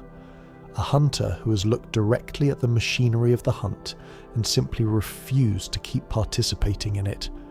Then there's Cainhurst Castle, a frozen, isolated fortress standing apart from Yharnam's main religious and political structure entirely, home to an aristocratic bloodline known as the Vile Bloods. The Vile Bloods represent yet another distinct relationship with the Old Blood, older, colder, and more explicitly aristocratic than the Church's version, tied to Queen Annalise, a figure who rules Cainhurst from deep within its frozen halls, herself transformed by the Old Blood into something not fully human, pursuing her own separate, cold ambitions connected to insight and cosmic transcendence. The Healing Church, tellingly, considers the Vile Bloods heretical, a rival faction pursuing the same forbidden cosmic knowledge through a different bloodline, a different set of rituals, a different aristocratic hierarchy, and the Church's own hunters have, at various points throughout Yharnam's history, been dispatched specifically to suppress and destroy Cainhurst's influence.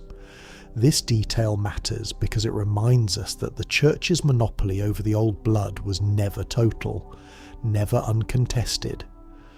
Yharnam's entire cosmic tragedy involves multiple competing factions, each pursuing their own version of transcendence, healing, or power, each willing to sacrifice ordinary people in pursuit of their own particular vision of what the Old Blood could offer.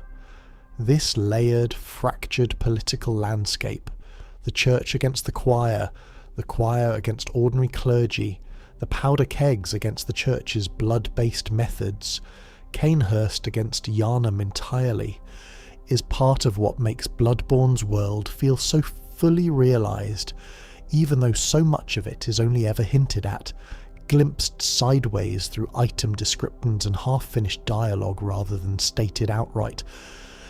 It's a city and a world, defined not by a single villain or a single clear cause of its downfall, but by dozens of overlapping competing ambitions, each one reasonable and even sympathetic in isolation, each one contributing in its own small way to the same accumulated catastrophic weight. There's also the Executioners, a smaller, harder-edged faction within the Church's broader structure, tasked specifically with hunting down vile bloods and other perceived heretics who threaten the Church's monopoly on the Old Blood's power. Dressed in deep crimson, moving with the cold, disciplined precision of true believers, the Executioners represent the Church's most militant, least compassionate face, at the point where religious devotion curdles fully into zealotry, where the original, gentler mission of healing the sick has been replaced entirely by the enforcement of doctrinal purity. Even here, though, the game resists simple condemnation. The Executioners believed sincerely that they were protecting Yharnam from a corrupting outside influence. They were simply wrong about where the greater danger actually lay, not in a rival bloodline across a frozen field, but in their own Church's cathedral, in their own city's crowded, trusting streets. Taken together, these smaller factions complete the picture we've been building all night. Yharnam was never a single unified city marching toward a single inevitable doom. It was a tangle of competing institutions, each pursuing its own version of safety, power, or transcendence, each convinced of its own righteousness, each contributing thread by thread to a tapestry that was always, from its very first stitch, destined to unravel. Chapter 15. The Hunter's Nightmare and the Old Hunters of Yharnam's Deepest Past. There's a realm within Bloodborne's structure that we've touched on only briefly tonight, and it deserves a slower, fuller pass because it holds some of the saddest and most beautiful storytelling in the entire game. The Hunter's Nightmare, the true setting of the Old Hunters expansion, and the place where the very oldest generation of Yharnam's hunters are trapped, eternally reliving the worst night of their long, violent lives. The Hunter's Nightmare exists as a kind of dark mirror to the Hunter's Dream itself, where Gehrman's garden is quiet, foggy, and comparatively peaceful.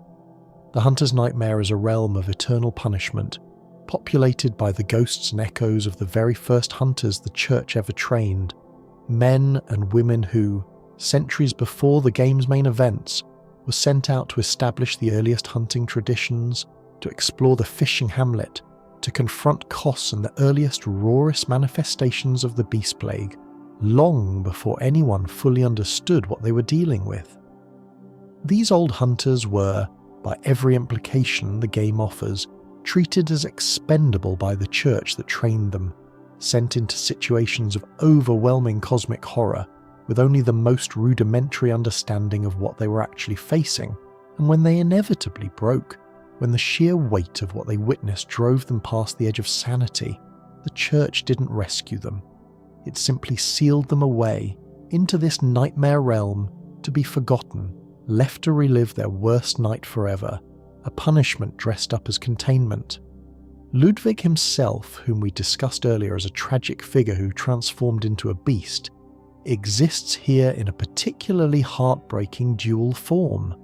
The game presents him first as a monstrous corrupted beast barely recognisable, and then, if the player perseveres, as a second, deeper form. Ludwig, the Holy Blade, briefly restored to something resembling his former righteous self, wielding a massive holy sword, fighting with fragments of his old nobility even as his body continues to fail him. It's one of the most quietly moving character arcs in the entire game. A brief, flickering glimpse of who Ludwig used to be, shining through the horror of what he became, before he's finally mercifully allowed to fall. The Hunter's Nightmare also introduces us to Maria, a figure whose story connects directly back to Gehrman himself, and adds one final aching layer to his already tragic history.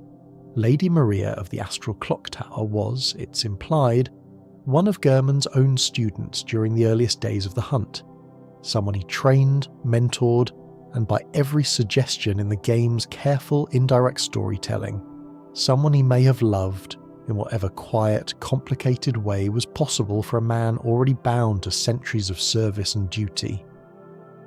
Maria's own story ends in tragedy, horrified by what the hunt had become, by the violence she'd been asked to commit, by the realization of what the old blood was doing to the people around her. She took her own life using her own weapon, choosing an ending on her own terms rather than continuing to participate in a system she'd come to see as fundamentally corrupted. Her body and her memory were then folded into the deepest layers of the Hunter's Nightmare, where the player eventually encounters her, not as she was, but as a nightmare echo shaped by grief, bloodlust, and the accumulated horror of everything she witnessed during her life as a hunter. The connection between Maria and Gehrman adds a final devastating dimension to everything we discussed earlier about the hunter's dream.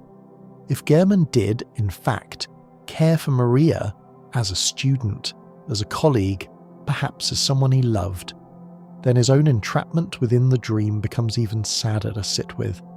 An old man bound for centuries to a cosmic search that isn't his own, having already lost someone he cared about to the same system of violence and blood that eventually consumes nearly everyone in this story, forced to keep training and sending out new hunters, night after night, into the same machinery that took her from him. This is perhaps the quiet emotional key to understanding why Gehrman begs the player, so often and so directly, to end his life by the game's final act. It's not simply exhaustion with centuries of service, it's grief, compounding grief, decade after decade, with no space to properly mourn, no ability to step outside the dream long enough to simply rest. His pleas to the player carry the weight of someone who has lost nearly everyone he ever cared about to the same slow, patient machinery he himself helped build, and who has been denied even the basic mercy of being allowed to stop. Chapter 16. The moon, the blood moon, and the symbolism beneath the story. Before we close entirely, I want to spend a little more time with the imagery Bloodborne uses to tell its story, because so much of what makes this mythology linger in the mind, even for people who've never picked up the game itself, comes from how carefully its symbols are chosen and how consistently they recur across every layer of the narrative we've walked through tonight. The moon, first. Throughout the entire game, the moon hangs over Yharnam in a way that feels less like ordinary scenery and more like a character in its own right, sometimes obscured by fog, sometimes burning an unnatural, sickly shade of red, sometimes swelling impossibly large in the sky during the story's most cosmic, dream logic-heavy sequences. This is not decoration. The moon is directly, narratively tied to the moon presence, the Great One whose search for Mergo drives so much of the story's hidden architecture. Its phases mark the rhythm of the hunts. Its light connects the waking city to the deeper dream layers hidden beneath it. By the time the game reaches its final act, the moon itself becomes almost unbearably large and close, a visual signal that the boundary between Yharnam's ordinary reality and the Great One's cosmic dimension has worn dangerously thin. There's something worth sitting with in the choice to tie the story's central antagonist force to the moon specifically, rather than to darkness or blood, or some more conventionally monstrous symbol. The moon is patient, the moon is old. The moon watches the same stretch of Earth night after night for centuries without ever needing to hurry. That's exactly the emotional register the moon presence occupies throughout the whole narrative. Not a snarling villain, but something vast, quiet, and endlessly patient, willing to wait as long as it takes to find what it's looking for. Blood, obviously, is the story's other central symbol, and it's worth noticing how thoroughly Bloodborne complicates what blood usually represents in horror fiction. In most vampire stories, blood signifies corruption, hunger, a fall from grace. In Bloodborne, blood is never quite so simple. It heals, it's medicine, it's communion in the literal religious sense, offered by clergy to their congregation as an act of genuine care. It's also simultaneously the exact substance responsible for the beast plague, for hunter bloodlust, for the transformation of nearly every tragic figure we've discussed tonight. Blood is never purely good or purely evil in this story. It's simply powerful, and a power, handled without sufficient wisdom or restraint, tends to curdle into harm, regardless of how good the original intentions behind it were. Fog serves a similar dual purpose throughout the game's visual language. It obscures Yharnam's streets, yes, creating the game's iconic oppressive atmosphere, but it also, narratively, connects directly to Rom's Veil, the barrier keeping ordinary citizens from perceiving the true cosmic nature of the world they live in. Fog, in Bloodborne, isn't simply weather, it's ignorance, rendered visually. A comfortable, protective haze that keeps people from seeing truths that would otherwise be too much to bear. When the fog lifts, late in the game, it's not a relief, it's a revelation, and revelations in Bloodborne are almost never gentle.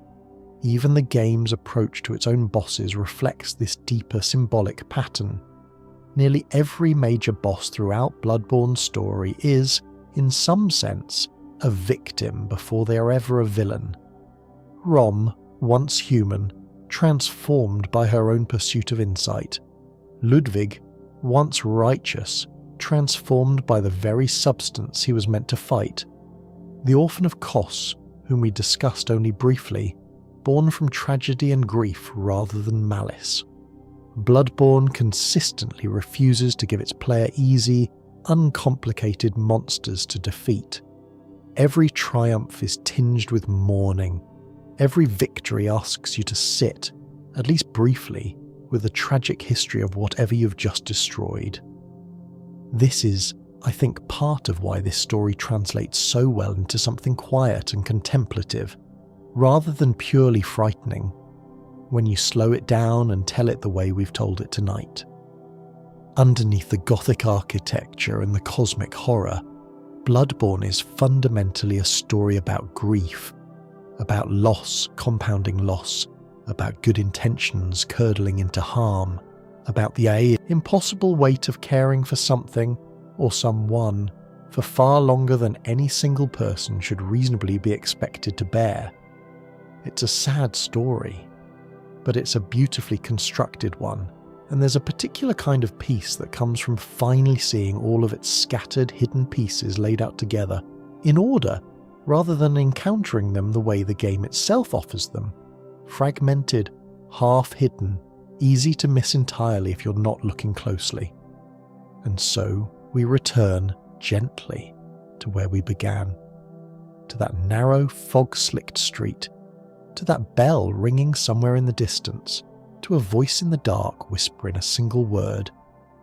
We've walked tonight from the buried ruins of Pthumerian, through Willem's quiet, tragic pursuit of insight at Byrgenwerth, down into Lawrence's well-intentioned but catastrophic founding of the Healing Church, through the slow, patient horror of the blood ministration spread across an entire trusting city. We've sat with Gehrman, waiting in his quiet garden for centuries, tending a dream that was never truly his own.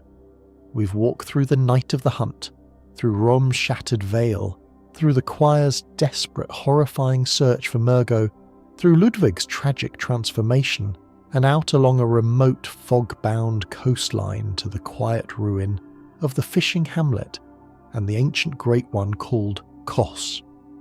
Every thread of this story in the end traces back to the same quiet, aching truth, that curiosity unchecked by wisdom or restraint has a cost, that the desire to heal, to help, to transcend our own limitations, however sincere, however well-intentioned, can curdle slowly, patiently into something that consumes everyone who reaches for it. That even the oldest, most tired among us, Gehrman, Willem, the moon presence herself, grieving for a lost child across centuries, are, in their own way, simply looking for rest, for resolution, for an end to searching. Think for a moment about how many different kinds of searching we've encountered tonight, and how few of them ever found what they were actually looking for. Willem searched for insight, and found only blindness. Lawrence searched for a way to heal his city, and found himself, eventually, transformed into the very affliction he'd hoped to cure. The choir searched for Mergo, and found only grotesque, half-formed echoes of the communion they hoped for. The moon presence searched for her lost child across centuries of patient cosmic grief, binding hunter after hunter into her endless vigil. Even Maria, in her own quiet way, searched for a version of herself she could still recognize, and found it, in the end, only by choosing to stop searching entirely. Searching, in Bloodborne, is rarely rewarded with the thing being searched for. More often it's rewarded with a deeper, clearer understanding of just how vast and indifferent the object of that search truly is, and if the searcher is lucky, with the quiet, hard-won grace of finally being allowed to lay the search down. Maybe that's part of why this story, for all its horror, feels so strangely peaceful to sit with in the dark. There is no monster in Yharnam who isn't, somewhere beneath the transformation, still a person who loved someone, who believed in something, who reached for more than they were given, and paid the price for reaching. There is no villain in this story who set out, at the very beginning, to cause harm. Just people, scholars, clergy, hunters, ordinary citizens, caught in the slow, patient gravity of something far larger than themselves, doing their best, failing and doing their best again. If you're still here with me, and if you're not, if you drifted off somewhere back around Rom, or Gehrman, or that quiet fishing village by the sea, that's all right too. That's exactly what this was for. I hope this long walk through Yharnam's fog has done what it was meant to do. I hope your shoulders have dropped a little further from your ears. I hope your breathing has slowed, just slightly, to match the pace of this story's own unhurried, patient rhythm. I hope, wherever you are right now, you feel a little more ready to close your eyes. The hunt is over, for tonight. The bell has gone quiet. Somewhere, in a small foggy garden, an old man is finally gently allowed to rest. Let the fog settle around you now, the way it settles over Yharnam's rooftops just before dawn, soft, grey, unhurried, asking nothing of you at all. There's no hunt waiting for you tonight, no bell calling you back out into the dark, just this quiet room, this quiet moment, and whatever rest you've earned simply by making it to the end of a long day. Somewhere far off, a workshop lamp flickers low, a wheelchair creaks softly against old wooden floorboards, and a tired, kind voice says, one last time, that the hunt is done. that you can finally set your weapons down, that nothing more will be asked of you tonight. If you found something comforting in this slow walk through Yharnam's history, know that there are more stories like it waiting whenever you need them. More fog-bound cities, more ancient mysteries, more long, patient journeys built specifically to help you unwind and drift off. You don't need to remember any of it in the morning. You don't need to hold on to Willem's name, or Lawrence's tragedy, or Gehrman's quiet, aching wait in his garden by the lamp. All of that will still be here, waiting patiently, the next time you want to visit. Think back, if you can still hold the shape of it in your mind, to that quiet, still lake beside Byrgenwerth, undisturbed, reflecting a sky that hasn't yet been torn open by insight. Think of Yharnam before the plague, its gas lamps glowing warm and steady, its citizens trusting, hopeful, unaware of what was coming. Somewhere, in the version of this story that exists only in your own imagination now, that city is still whole, that lake is still calm, that old man in his garden hasn't yet grown tired. Let that be the last image you carry with you into sleep. Not the horror, not the grief, just the quiet, ordinary peace of a city on an evening before anything went wrong at all. For now, just breathe. Let your thoughts loosen and drift the way fog drifts through empty streets, going nowhere in particular, settling wherever it happens to settle. The moon is high tonight, somewhere above the clouds, patient as it always is, watching over everything and asking nothing in return. Sleep well, hunter. You've earned your rest. Whatever tomorrow brings, it can wait until morning. For now, there is only the fog and the quiet, and the long, slow settling of a story finally gently allowed to end,